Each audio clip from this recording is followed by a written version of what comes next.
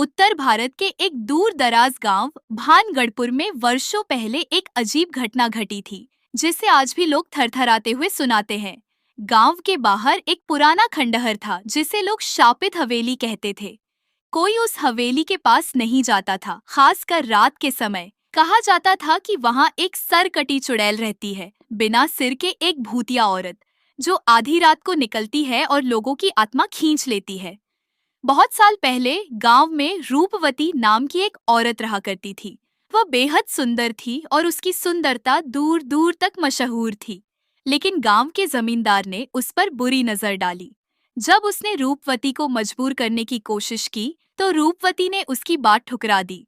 जमींदार ने गुस्से में आकर उसके खिलाफ झूठा इल्जाम लगवाया और उसे डायन घोषित करवा दिया। एक रात गांव वालों ने मिलकर उस निर्दोष औरत का सिर धड़ से अलग कर दिया और उसकी लाश को उसी हवेली में फेंक दिया।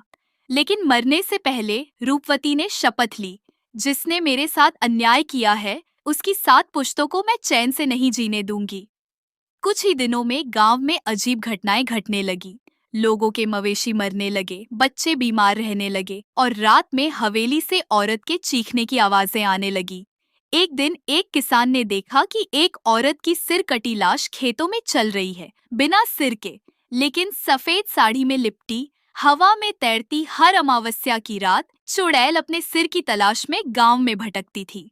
वह हर उस पुरुष को मार डालती जो जमींदार के वंश से था।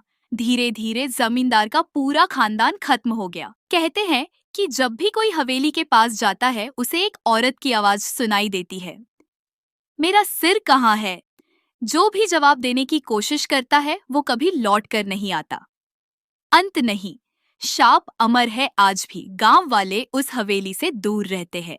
कुछ लोग दावा करते हैं कि उन्होंने बिना सिर की औरत को रात में चलती देखा है, और कोई कहता है कि उसने अपने सिर की खोज पूरी कर ली है। लेकिन वो अब भी शांति में नहीं है, क्योंकि इंसाफ अधूरा है। अगर तुम चाहो तो इस कहानी को मैं और आगे बढ़ा सकता हूँ, जैसे कोई किरदार जो इस रहस्य को सुलझाने आता है, या चुड़ैल के पीछे की सच्चाई। बताओ क्या चाहिए।